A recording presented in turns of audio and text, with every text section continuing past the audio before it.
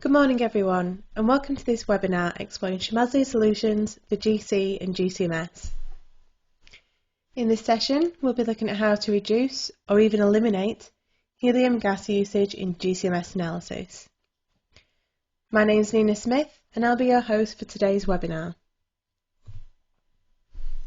Today's webinar will be presented by Dr. Ollie Stacey, one of our GC and GCMS technical specialists at Shimadzu UK.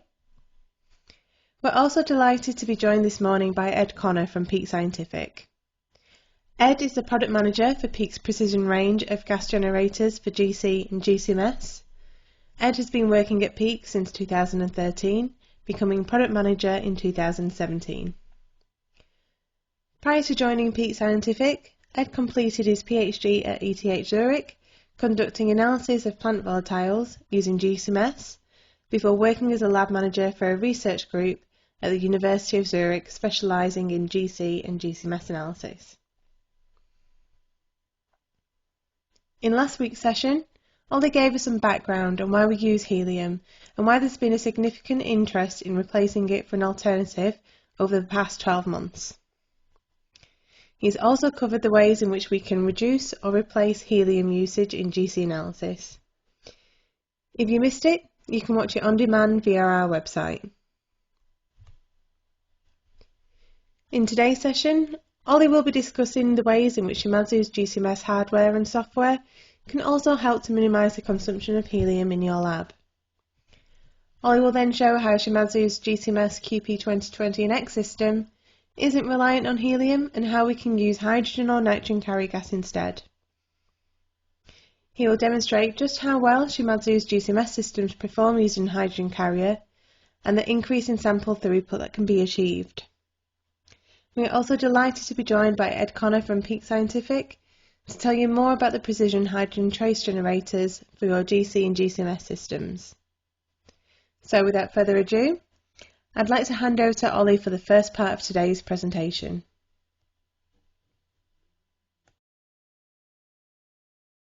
Thanks for the introduction, Nina, and thanks to everyone for joining us for the second part of our webinar series on reducing or replacing helium consumption. As Nina said, this week we'll be focusing on GCMS systems. As we know from last time, there are two different routes we can take when it comes to helium usage in GC and GCMS.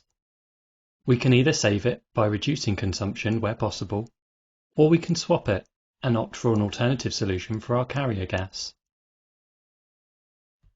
So let's start by looking at the options available to us for reducing consumption. For GCMS, there's more of a tendency to reduce consumption of helium rather than moving to an alternative.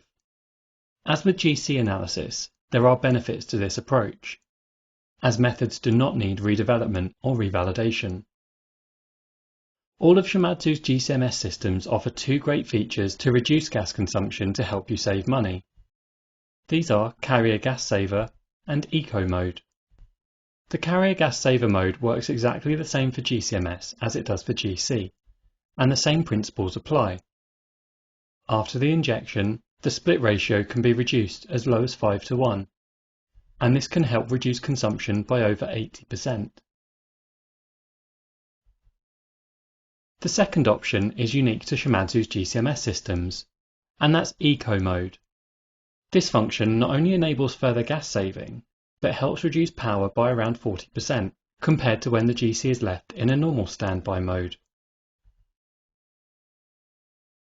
Shimadzu's Eco Mode can be activated manually at the press of a button or automatically after sample analysis is complete. Within the Eco Mode, settings can be changed to facilitate reducing gas flows, including the collision gas for triple quad systems. And it can also turn off heated zones, such as the GC oven, MS interface and ion source, plus any peripheral items like headspace samplers. By doing this, the system can significantly reduce the power consumption whilst it's not in use. And Eco Mode can also extend the lifetime of consumable items like the vacuum gauge by turning them off when they're in standby. The GC can easily be brought back from Eco Mode at the press of a button, so that the analysis can begin again. So if you're simply looking to reduce consumption and save money, Shimadzu's gas saver and eco modes can significantly help with this. And as you'll see in the next session, for some applications it may not be possible to switch to an alternative. But as with GC, you are still at the mercy of your helium supplier and the chances of future price hikes and supply issues. Let's now look at the main part of today's presentation, which focuses on swapping from helium to an alternative carrier gas for GCMS analysis. As well as helium, both nitrogen and hydrogen can be used as a carrier gas for GCMS. And when we look at alternatives, there are 4 key areas to consider. The 4 S's to think about when switching your GCMS carrier gas: safety, sensitivity, spectral quality, and speed. So let's start by looking at the most important, and that's safety. To do so, I'd like to hand over to Ed Connor from Peak Scientific to tell you more about their precision range of generators. Thanks very much, Ollie, and good morning, everybody. So for this section of today's presentation, I'm going to just give you a little bit of an overview of gas safety and Peak's gas generator offerings for GC and GCMS. So one of the key drivers in laboratories deciding to move to gas generators centres around gas safety. So if we look at traditional gas delivery, this is typically from cylinders or dewars, and cylinders can actually contain up to around 9,000 litres of compressed gas, and it's compressed at pressures of up to 20 bar. So this is really high pressure and a large stored volume of gas that can have serious health and safety implications for laboratories. So when we look at inert gases, such as nitrogen, helium, and argon, these present a potential risk of asphyxiation. So if a large volume is released into the laboratory atmosphere, it can displace oxygen, meaning that this poses a potential risk to lab personnel. And when we look at hydrogen, of course, as a flammable gas, then it presents a risk of fire or explosion when it gets to levels above 4.1% in the atmosphere. And then when it comes to handling cylinders, there is the risk of physical injury, regardless of which gas is contained within a cylinder. So just to focus on hydrogen, the level at which hydrogen becomes flammable in atmosphere, as I just said, is 4.1%. So if we take the example of a laboratory which has a floor space of around 20 squared meters and a room height of 2.5 meters, then just releasing a quarter of the contents of a cylinder, so just over 2,000 liters of hydrogen, would mean that we reach this LEL and we have a potential explosive atmosphere. So looking at gas generators and the potential benefits, number one really is safety. So gas generators operate at lower pressure and they have a low storage capacity. So our hydrogen generators have less than 300 cc's of gas contained within the entire system at any one time. They also have multiple safety features, meaning that if there is a leak or anything else were to go wrong with the generator, it poses minimal risk to the laboratory or to staff working within the laboratory. Gas generators are also economical. So the cost of installation is low, the ongoing costs are also low, and through having a gas generator, particularly If you are using helium at the moment and are experiencing higher costs of purchasing helium, then switching to a gas generator can make a big financial improvement for the lab. They're also space saving, which again, as lab space becomes more limited, as we try to pack more instrumentation in there, then it's also important that our gas supply is not taking up that precious space. Gas generators also offer a consistent source of gas with repeatable results and without the risk of introducing impurities, because once the gas generator is installed, it will stay connected to your instrumentation and just continue to supply gas to it, so you're not breaking the connection between your gas supply and your GC. And the gas generator also offers convenience because it will operate round the clock. This means you're not having to constantly monitor your gas supply to see whether you have enough gas to see your samples through the night. And you're not spending time changing out cylinders. You can just get on with what you're paid to do, which is analysis. In terms of the environment, gas generators also offer an advantage in that you're not having to have repeated deliveries to your laboratory, and this means that we have less traffic on the roads. And so overall, the carbon footprint of your laboratory will be reduced.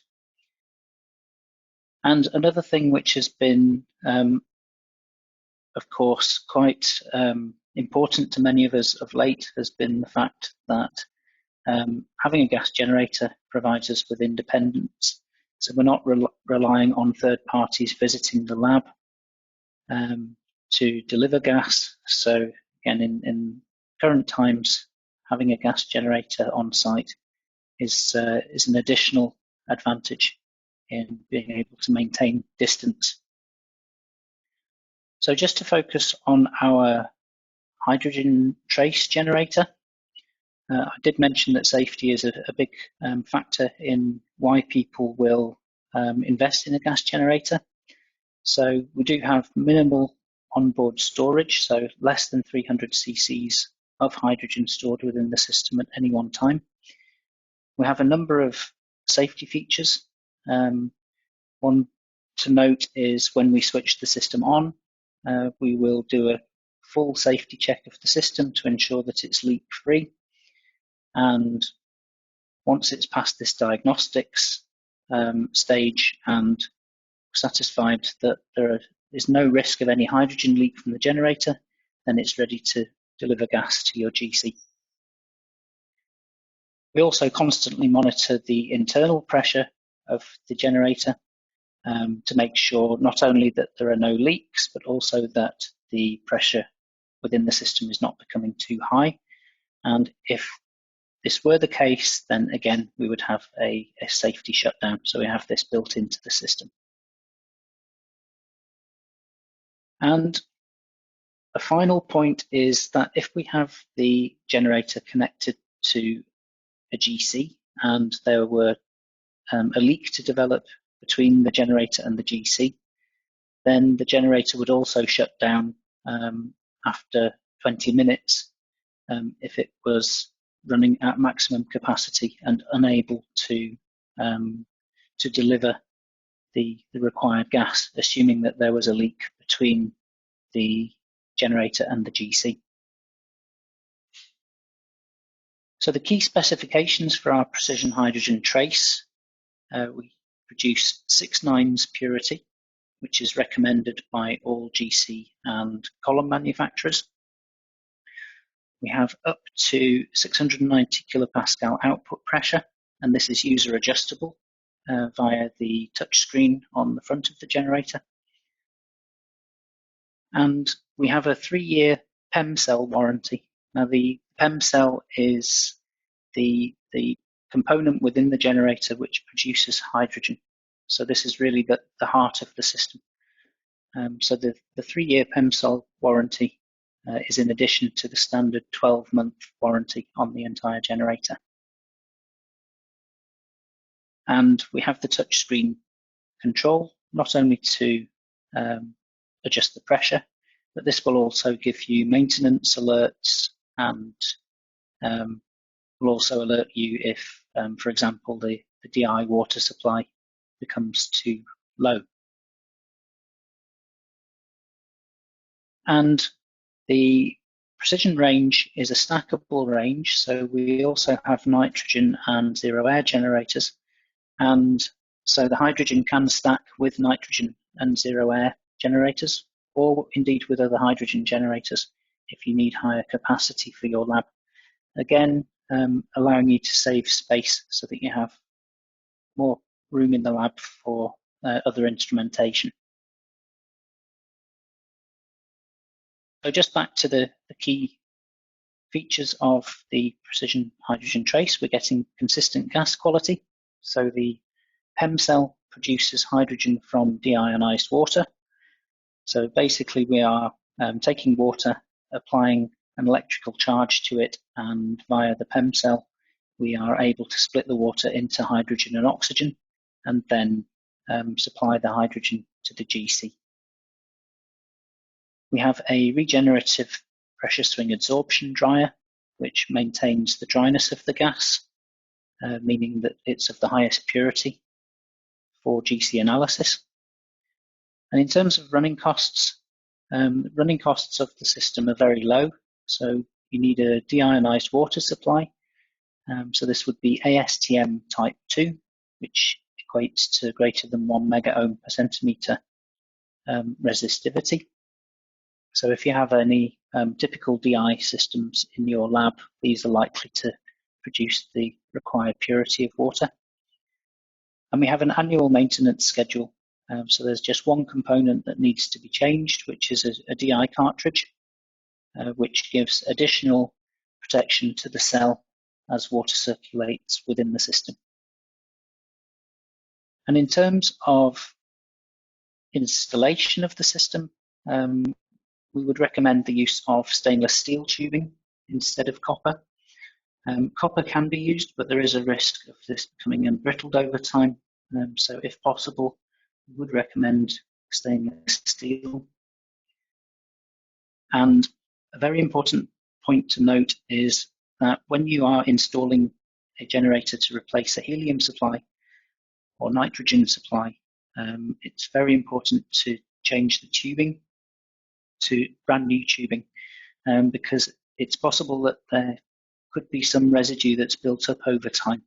And what will happen is the hydrogen can strip this out of the tubing and carry it to the GC and basically cause some background contamination, which may take some time to reduce within the system, or may require replacement of some of the parts in the inlet, or potentially even the column. So do make sure that you do that. Okay, so thanks for your attention on the key benefits of gas generators from Peak, and I will hand back to Ollie. Thanks. Brilliant. Thanks for that, Ed. In the UK, Shimadzu have been supplying Peak's precision range of generators with our GC and GCMS hardware for over 5 years, and we frequently run both our GC and GCMS systems on these generators in our Milton Keynes office, for both applications and customer demos. Ed's going to be sticking around to answer any generator-related questions you might have, so please use the question box on the side of your screen to submit any questions to him. So as well as the safety mitigation that a generator offers, both in terms of general gas safety and also specifically for hydrogen, Shimadzu also offers a solution to improve safety with hydrogen carrier gas even further. Our NX range of GCMS systems can be supplied with a built-in hydrogen sensor. This monitors the GC oven to detect leaks, and if a leak is detected, steps are taken to ensure that the 4% lower explosion limit is not reached, including alerting the analyst, turning off the heaters, venting the oven, and even shutting the GC down completely if the concentration reaches 2%. In combination with a peak generator, this ensures that the risks associated with using hydrogen carrier gas can be minimised. So now let's talk about sensitivity. Now for GCMS systems, moving away from helium will impact sensitivity. There's no avoiding that. But for most, this shouldn't pose a problem. For those who are working close to the limits of what your instrument can see, following our steps to reduce your current helium consumption might be best. So we know that helium offers the best sensitivity over the other two gases, with nitrogen offering the lowest sensitivity. The impact on sensitivity varies from application to application, so it's impossible to put a definitive number on the likely drop in response you'll see. Sensitivity will also depend on the make and model of your GCMS. Whilst instruments might display a similar performance with helium, their hydrogen responses can be considerably different. Out of the major GCMS vendors, only 2 of them actually include a hydrogen sensitivity specification on their datasheets, and of those 2, Shimadzu's GCMS QP2020NX system is 3 times more sensitive. The QP2020NX is also the only GCMS system to state nitrogen as a usable carrier gas on the datasheet. So Shimadzu's GCMS systems are perfect to use when switching from helium. So now let's take a look at some real-world data from Shimadzu's flagship single-quad instrument to compare helium and hydrogen sensitivity. The data on screen shows a splitless injection of a 1 ppm environmental contaminants mix using helium carrier gas. The same standard was analysed using the same injection parameters, same column, same oven program, and same linear velocity, but this time using hydrogen carrier gas. If we now overlay the 2 chromatograms, the first thing to note is that the retention time alignment is exceptionally similar, making a rough and ready method transfer nice and quick when you use Shimadzu's linear velocity gas control mode. The next thing that becomes obvious is we don't see a global drop in sensitivity, and the response varies from compound to compound. So let's focus on 2 regions of the chromatogram and take a look at the differences. For 2 of the PAHs in the sample, the sensitivity with hydrogen carrier gas actually increases. But for 2 pesticide compounds, we see a 2 to 5 times drop in sensitivity. And this 2 to 5 times drop is about the average drop that we'd expect to see using hydrogen carrier with the GCMS QP2020NX. For other vendors, it's typically a 5 to 10 times drop or worse. There are ways we can claw back some sensitivity, and we'll look at those later. But like I said, for many, we can still achieve the required detection limits using hydrogen carrier gas. Here's an example of a Shimadzu GCMS solution for environmental analysis of PCBs, PAHs, and VOCs. This is a dual column setup with liquid injection for PCBs and PAHs and headspace sampling for VOCs. These applications use 2 different columns and, even with hydrogen carrier gas, we're able to install both of them into the mass spec simultaneously. For the VOCs, we used ResTech's 60 component volatiles megamix and managed to separate all components in under 7 minutes. 55 of the components were detectable at 0.05 micrograms per litre, with the remaining 5 detectable at 0.1 micrograms per litre. For all components, R-squared values of greater than 0.999 were achieved from 0.1 to 10 micrograms per litre. For the PAHs and PCBs, analysis was performed in just 11 minutes, with LODs for all compounds of below 0.5 micrograms per litre, and an R-squared of greater than 0.999 for the 0.5 to 200 microgram per litre calibration range.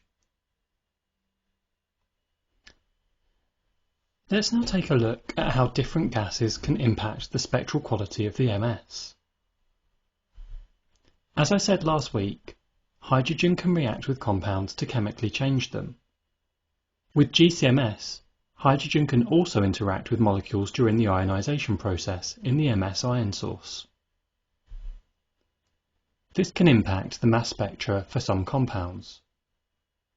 Here's the acquired spectrum of lindane, which has a similarity result of 94% compared to the YL11 and NIS17 libraries.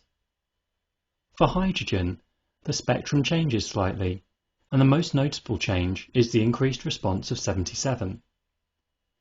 That change results in the similarity result dropping to 82%. And we see a similar thing with diclovos too.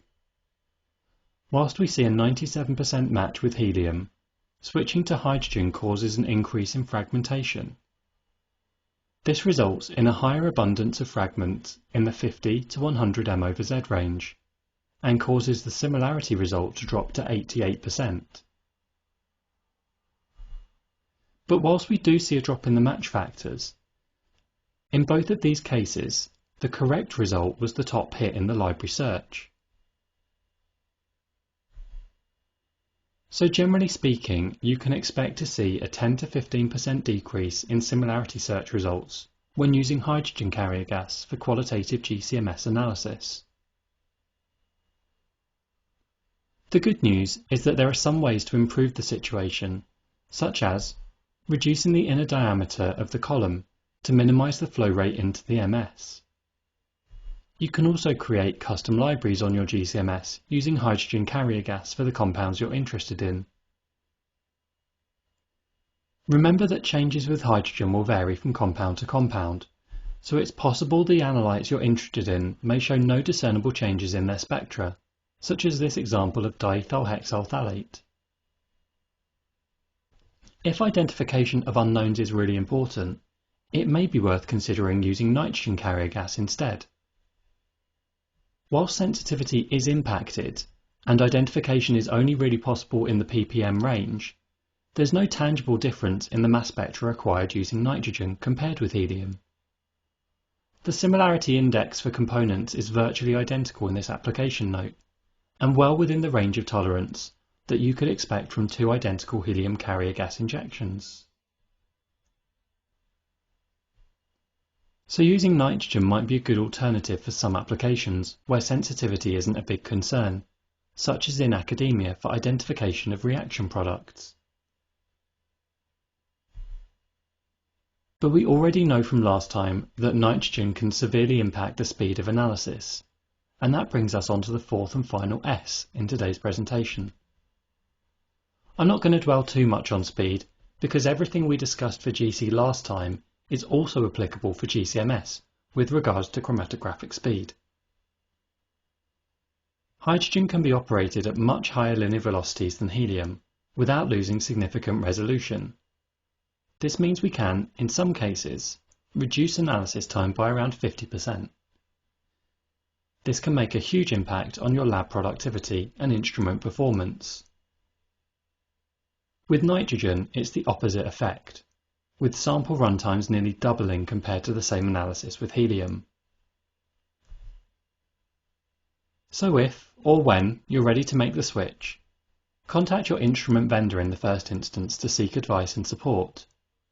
For customers in the UK, if you're using or planning to use Shimadzu GCMS equipment, please get in contact with me and I can help guide you through the process of switching. To combat the drop in sensitivity, there are a few things that can help, and these cover all aspects of the system, from the inlet right through to the mass spec itself. Firstly, if you're performing a split injection, try reducing your split ratio to increase the concentration of analytes going to the detector. Providing you keep the split ratio greater than 5:1, this shouldn't greatly impact your peak shape too much. But if you're already pushing the limits on split analysis, consider modifying your method for splitless analysis instead. Another thing you can try is tweaking the carrier gas velocity. With hydrogen, there's a wide velocity range that gives adequate separation. Increasing velocity might give sharper peaks, as there's less broadening on the column, but it will also increase the flow of hydrogen into the MS, which could reduce detector sensitivity. and the opposite is then true when reducing velocity. It's about finding the best balance. With nitrogen, there's not really much room for adjustment, as the chromatographic sweet spot is very narrow. Next, think about the column and column oven. Move to a 0.18mm internal diameter column, or even a 0.1mm ID column. Narrower columns give sharper peaks, improving the signal-to-noise ratio. Moving to a 0.18mm ID column or less also reduces the flow of gas into the detector. If you're using nitrogen carrier, this is essential. And with hydrogen, it's beneficial as it can reduce the severity of spectral variations. Finally, think about increasing the oven ramp to elute components faster, to sharpen up peak shape even more. And for the MS itself, for trace quantitative analysis, convert your method to SIM rather than scan. Or even consider whether triple quadrupole analysis might be a viable alternative to improve sensitivity. Shimadzu's triple quad systems can all be used with hydrogen carrier gas instead of helium. Also look to adjust your detector settings, such as detector voltage and dwell time, as these may also improve sensitivity. But before doing this, consult with your instrument vendor for advice. Finally, when looking to translate methods, use the available tools to speed up the process. Using ResTech's Easy GC method translator tool, combined with Shimadzu's use of linear retention indices, makes it really easy and quick to convert methods. Shimadzu's GCMS software includes an automatic tool to update retention times in your compound table. This ensures the method is always looking for peaks at the correct times. We have an application note demonstrating this with pesticide solution, and we were able to perfectly correlate the retention index before and after translation. Here's an overview of the different gas options and how they perform in terms of safety, sensitivity, spectral impact, and speed. Remember that all pressurized gases pose a safety risk, but hydrogen poses a greater risk due to its explosive properties. If you're looking for highly sensitive quantitative analysis, helium undoubtedly offers the best solution. However, for many applications, it's still possible to achieve the detection limits required using hydrogen. If you're looking for high-quality spectral information, in order to identify unknowns from a commercial database, nitrogen offers a better solution than hydrogen, but only if you're in the ppm range. So it's ideal when looking to identify products from reactions in academic research. And remember, if high-throughput analysis is important, then hydrogen offers the best solution, and nitrogen is really an unviable option. There's also a fifth S to be considered, and that's sampling techniques. Due to hydrogen's reactivity, it's not a viable carrier gas with thermal desorption or pyrolysis, due to the high temperatures these techniques use. Nitrogen can also end up reacting with compounds at very high temperatures during pyrolysis, so can form heterocyclic pyrolysates that wouldn't be formed with helium.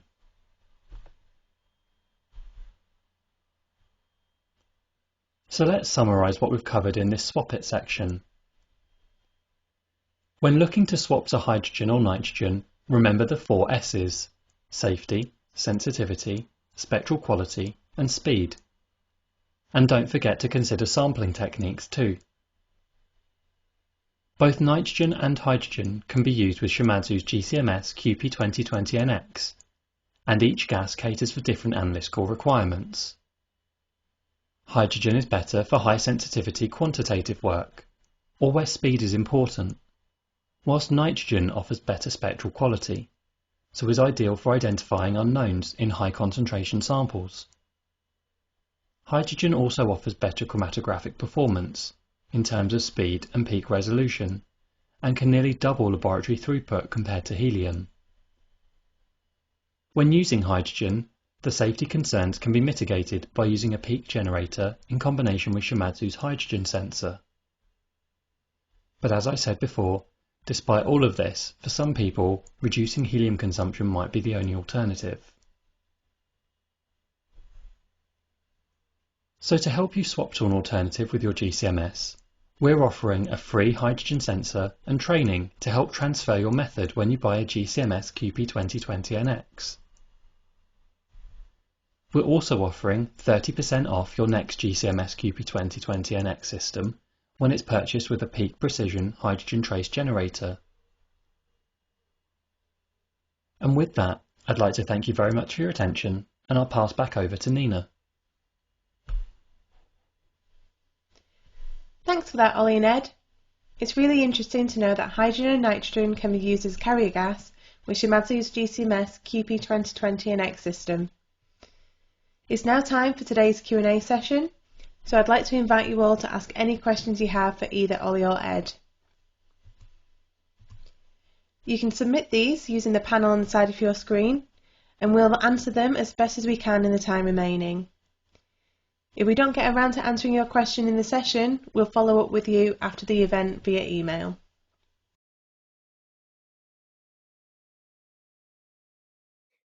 So, thank you very much for the questions that have come through currently. Again, if you've got any questions, please put them in the question box supplied. I'm just going to go through the questions that we've got now. So I've got a question for Ed. Is it okay to still use carrier gas saver with a hydrogen trace generator to reduce water usage, or is there a minimum flow rate that the generator should be used at? Okay, yeah, thanks for that one. So the generators, so the hydrogen generators from Peak are really designed to go from very low flow right up to operating at maximum capacity.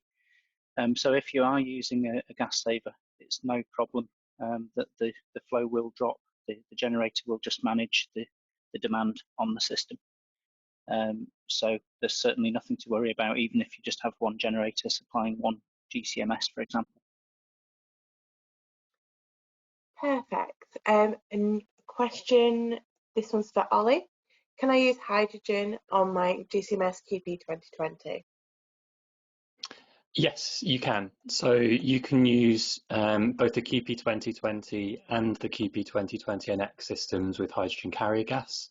The only thing to consider is that the old QP 2020 isn't available with a hydrogen sensor, so that's only available on the NX models. Got another question here for Ed. How much water does the hydrogen generator use? Okay, so this will depend on the model that you have and also how much gas you're using. So if we take our 500cc hydrogen trace as an example, we'd expect to get through about between 400 to 500 cc's of water per day if it was operating at maximum, and if it was running around the clock. But if it's running at low capacity, then it's going to be much lower consumption. What you can do is if you want to just check on the website, there's information available on water consumption if that's something that you need to look at. And just an additional point is that the generator has a pump which will draw in water from an external bottle. So if you're not able to attend the generator on a sort of daily basis, just to check the water, then you can use a larger bottle just to make sure that you've got enough capacity to see you through, let's say, a week or so. Brilliant. I'll go back to Ollie now. Can hydrogen or nitrogen be used with triple quad GCMS? Okay, so Shimadzu's TQ8040 and 8050NX systems can both be used with hydrogen, but nitrogen isn't viable. So with hydrogen, we're hoping to publish some data using hydrogen carrier for the triple quad systems soon. So keep an eye on our website for that information. And I'll go back to Ed now. Can the generators be linked together to increase the capacity? Yes, they can. So as you perhaps expand the capacity of your lab, you could add generators to the stack that you have, or if you've got a higher capacity demand than we can offer from our 1200 cc trace generator, then you could actually stack multiple units together. And basically, the way that you do this is you just stack them, and then there's a cable to link the generators, and one generator will be the master, and it will control all the other generators that are linked in series, and it will manage the production from all of the generators just to balance the output. So there's not one generator just working at full capacity and the others are kind of taking it easy. So yeah, certainly you can do that. Great. So Ollie, I'll come back to you now. Is the gas selector available with the GCMS? Not at the moment. So it's currently only available for the GC 2030, but we're hoping to see it launch for the NX range soon. For now, there are alternatives, different solutions for switching the gas after analysis. So it is still possible to use some of the functionality of the gas selector, but using different solutions for that. And again, I'd be more than happy to chat about these after the webinar if you're interested. And Ed, what's the difference between the standard precision and the trace model? Yeah, so really the difference is in the drying system that we have. So for the standard generators use a desiccant dryer, which will periodically saturate, and the desiccant material will need to be replaced. Whereas on the trace, we have a thing called a pressure swing adsorption dryer, which is a regenerative dryer and gets to better dryness, which is why it's recommended for carrier gas. And yeah, the generator will just continually dry the gas, so there's really very minimal maintenance required. That's the key difference. It's basically on the trace, it's just the DI cartridge that needs to be changed on an annual basis, whereas on the standard it's both the desiccant and the DI that needs to be changed. Another one for Ollie here. How is the tuning impacted when using nitrogen carrier gas? Well, okay, this sounds like a question from last week. So the GCMS QP 2020 uses a different tuning protocol when it uses nitrogen carrier, because it's no longer possible to scan below about 50 m/Z when you use nitrogen, and the standard tune protocol uses scan range that's much wider than that. Obviously, the first impact is going to be sensitivity. You'll see significantly lower sensitivity compared to helium or hydrogen. The second thing to consider is it's not possible to use the automated leak check within the tune or during the system startup using nitrogen, as these actually use the nitrogen response to determine if there's a leak. But apart from that, tuning is performed in the exact same way as normal. Brilliant, thank you very much. Thanks everyone for the interesting questions. That's all we've got time for this week. The questions that we haven't answered yet will follow up after this session. The hydrogen nitrogen carrier gas GCMS application notes from today's session are available on the side of your screen to download and look at after this session. If you'd like to receive the latest news from Shimadzu UK, including information on webinars, workshops and events, please join our newsletter by going to our website. If you'd like to get in touch with us, the contact details for UK attendees are on the screen now. Thank you very much for your attention and enjoy the rest of your day.